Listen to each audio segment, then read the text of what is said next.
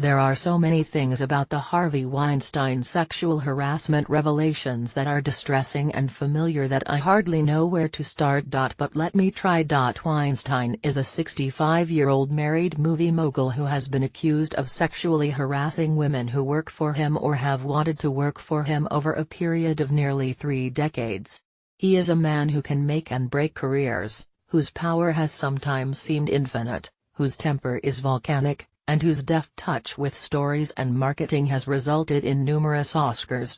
In a blockbuster New York Times story published Thursday, reporters Jodi Kantor and Megan 2A interviewed Weinstein employees and actresses, who said the producer invited them into his plush hotel rooms on the pretext of discussing work, then would ask for naked massages, make unwanted physical advances or request that they watch him shower. The harassment was so pervasive and well known among staff at his companies, Miramax, then the Weinstein Company, that women would double up for protection when they had to go see him, according to the New York Times. It was also, if Twitter is to be believed, an open secret in Hollywood. Some of his staff, it was reported, were required to participate in turn-down duty for him at bedtime, or to help get him up in the morning.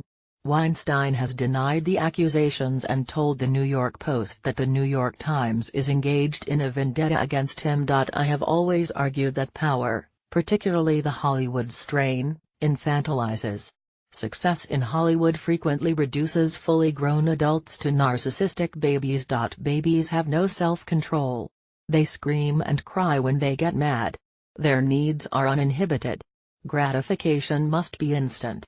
Weinstein may be a talented movie maker, but he is also just another overgrown Hollywood man-baby. Weinstein's behavior is also an excellent example of the hypocrisy that is so rampant in Hollywood, and politics, for that matter. He is a liberal Democrat who publicly champions women's rights and professional advancement, but demeans and exploits them in private. And yes, I do include Bill Clinton on that list. The conservative equivalent is the anti-abortion crusader who privately urges his mistress to abort an inconvenient pregnancy, or the devout Christian, who ditches his sick wife to marry his mistress. Say what you will about right-wing harassers such as Bill O'Reilly and the late Roger Ailes, both of whom fell from lofty perches at Fox News after revelations about sexual harassment. At least their victims got substantial sums for their suffering. The notoriously tight-fisted Weinstein apparently even pinched pennies when he was coughing up cash to make his problems go away. The New York Times documented at least 8 harassment settlements against Weinstein, with paltry reported payouts of between $80,000 and $150,000 hidden behind non-disclosure agreements.